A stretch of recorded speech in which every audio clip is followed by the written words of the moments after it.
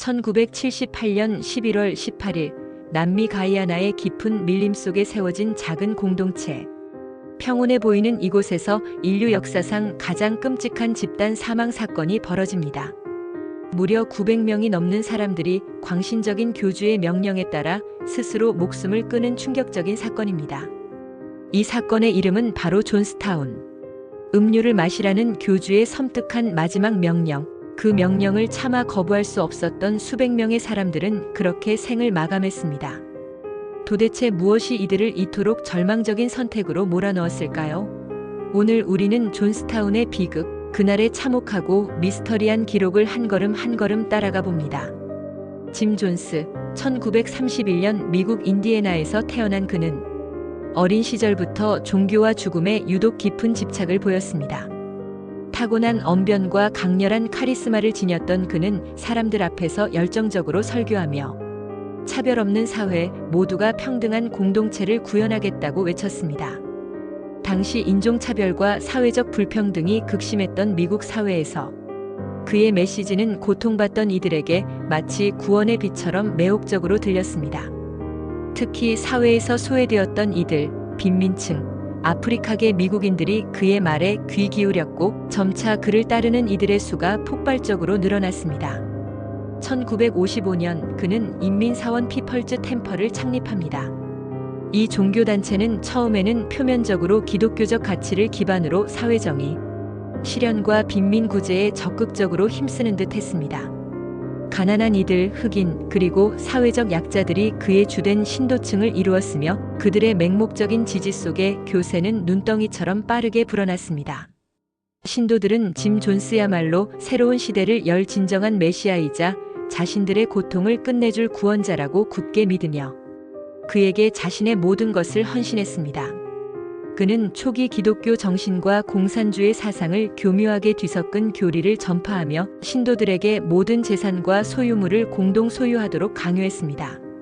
1960년대에는 교회를 캘리포니아로 옮겨 샌프란시스코와 로스앤젤레스 등 대도시에 지부를 설립하며 세력을 더욱 확장해 나갔습니다.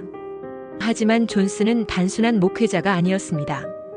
그는 타고난 카리스마와 점차 얻게 된 막강한 권력을 무기로 신도들을 철저하게 지배하기 시작했습니다. 헌금뿐만 아니라 모든 재산과 개인적인 소유물까지 교회에 헌납하게 했고 그의 말에 단 한마디라도 반대하거나 의문을 제기하는 자에게는 가혹한 체벌과 잔인한 심리적 압박 그리고 공개적인 모욕을 가했습니다. 그러나 아이러니하게도 신도들은 우리를 지켜주는 위대한 지도자라는 맹목적인 믿음에 더욱 깊이 빠져들며 점점 더 깊숙이 그의 세계에 갇혀갔습니다. 그는 신도들에게 외부 세상은 부패하고 타락했으며 오직 인민사원만이 진정한 길을 제시한다고 끊임없이 세뇌했습니다. 밖에서는 긍정적인 사회운동을 펼치는 이미지였지만 인민사원 내부에서는 짐 존스의 독재적이고 폭력적인 통치가 점차 심화되고 있었습니다.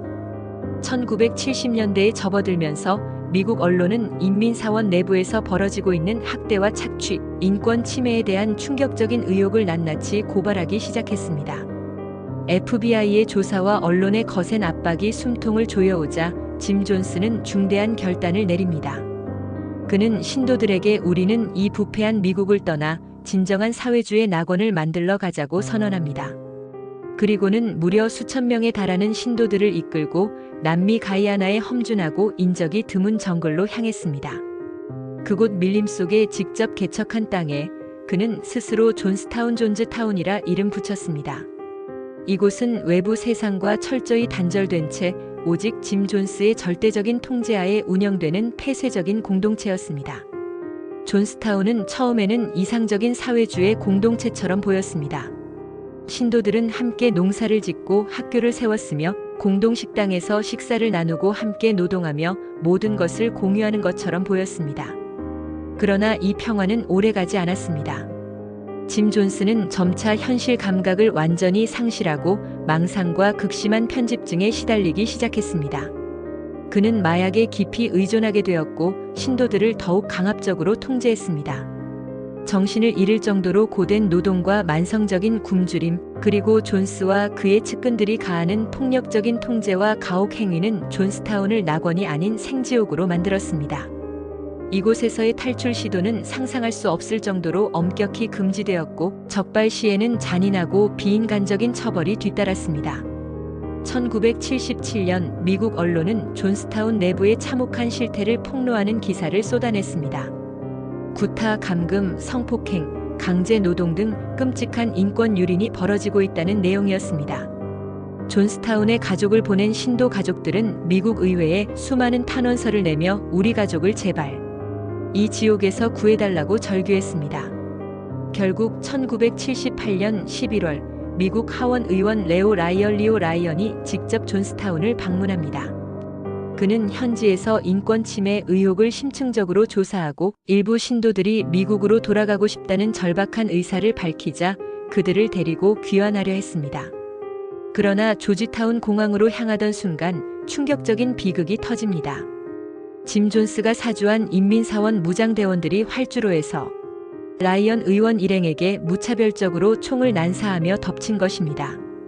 이 비열한 공격으로 레오 라이언 하원 의원과 그를 수행하던 기자, 그리고 카메라맨 등 5명이 현장에서 잔인하게 살해당했습니다. 미국 하원 의원이 해외에서 암살당한 초유의 사태는 미국 전역에 엄청난 충격과 공포를 안겼습니다. 이 순간 짐 존스는 최후의 잔혹한 결정을 내립니다. 그는 모든 신도들에게 우리는 이제 부패한 미국의 탄압에서 결코 벗어날 수 없다. 이 억압에서 벗어날 유일한 길은 집단적인 혁명적 자살뿐이다. 이것이야말로 우리의 항거이자 진정한 해방이다라고 선언했습니다. 1978년 11월 18일 저녁 존스타운 중앙집회소.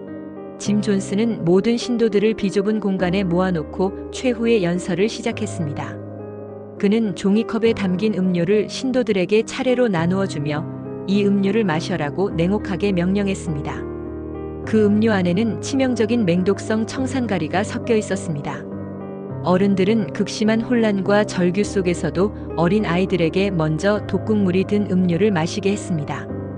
아이들이 고통스러워하며 쓰러지는 모습을 본 부모들은 비통하게 오열했지만 교주의 명령을 거부할 수 없었습니다. 무자비하게 총을 든 무장 경비대원들이 뒤에서 엄중하게 지켜보고 있었고 짐 존스의 말은 곧 신의 명령이자 절대적인 법이었기 때문입니다. 사람들은 울부짖으며 발버둥치거나 혹은 삶을 포기한 듯 체념한 표정으로 순순히 독극물이 든 음료를 들이켰습니다. 결국 단 몇 시간 만에 존스타운 공동체 내에서 918명이 숨졌습니다. 그 중에는 무려 300명이 넘는 어린 아이들이 포함되어 있었습니다.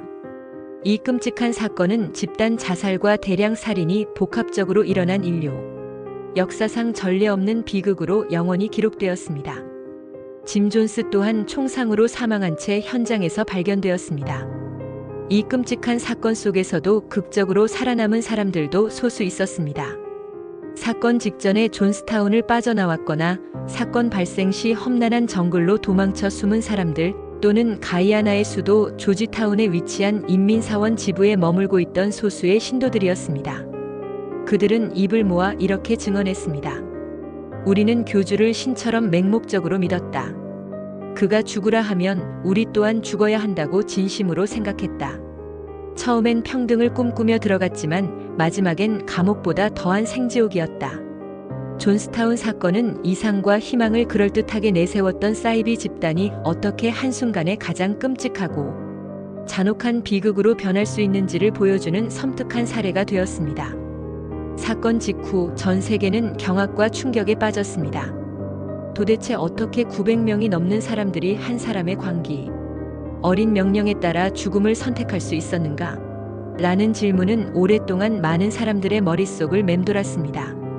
많은 학자들은 존스타운 사건을 세뇌와 심리적 지배의 극단적인 사례로 심층 분석합니다. 짐 존스의 압도적인 카리스마, 외부와의 철저한 단절, 그리고 신도들 간의 강한 상호 의존성이 복합적으로 작용하여 이들을 맹목적인 복종으로 이끌었다는 것입니다. 이들은 집단 심리에 취약해지며 비합리적인 결정을 따르게 되었다고 설명합니다. 하지만 일각에서는 짐 존스가 단순히 정신병을 앓는 광인만은 아니었다고 주장하기도 합니다. 그는 사회적 불평등과 불만에 지쳐있던 사람들의 절망과 불안을 교묘하게 이용했고 낙원이라는 달콤한 환상을 약속하며 그들을 자신만의 왕국으로 능숙하게 끌어들였다는 것입니다. 이는 오늘날에도 유사한 형태로 나타나는 사회적, 심리적 현상에 대한 중요한 경고가 됩니다. 만약 레오 라이언 의원이 무사히 존스타운을 떠날 수 있었다면, 혹은 신도들이 짐 존스의 지배에 대해 더 일찍 의심하고 용기 있게 저항했다면 900명이 넘는 무고한 목숨은 과연 지켜질 수 있었을까요? 1978년 11월 18일 존스타운의 정글은 수많은 시신으로 뒤덮여 말 그대로 거대한 무덤이 되어버렸습니다. 그 비극은 지금도 역사의 가장 어두운 그림자로 남아있으며 인류에게 끊임없이 경종을 울리고 있습니다. 그날 사람들은 진심으로 자유를 얻는다고 믿었을까요? 아니면 단지 공포와 절망 속에서 죽음을 강요당한 것뿐이었을까요? 존스타운 생존자들은 평생 동안 그날의 끔찍한 기억과 깊은 트라우마에 시달리며 힘겨운 삶을 살아가고 있습니다. 사이비 종교가 인간의 존엄성을 얼마나 잔인하게 파괴할 수 있는지, 그리고 인간의 믿음이 얼마나 쉽게 오용될 수 있는지를 보여주는 섬뜩하고 분명한 경고의 메시지인 것입니다. 존스타운 사건은 종교의 자유와 개인의 자율성, 그리고 집단적 통제의 위험성 사이의 미묘하고도 중요한 균형에 대한 심각한 논의를 촉발했습니다. 또한 강력한 리더십 아래 개인이 어떻게 맹목적으로 복종하게 되는지에 대한 사회, 심리학적 연구에도 지대한 영향을 주었습니다. 비극을 통해 우리는 인간 본성의 어두운 면과 사회 구조의 취약성을 동시에 보게 됩니다. 시청자 여러분은 어떻게 생각하시나요?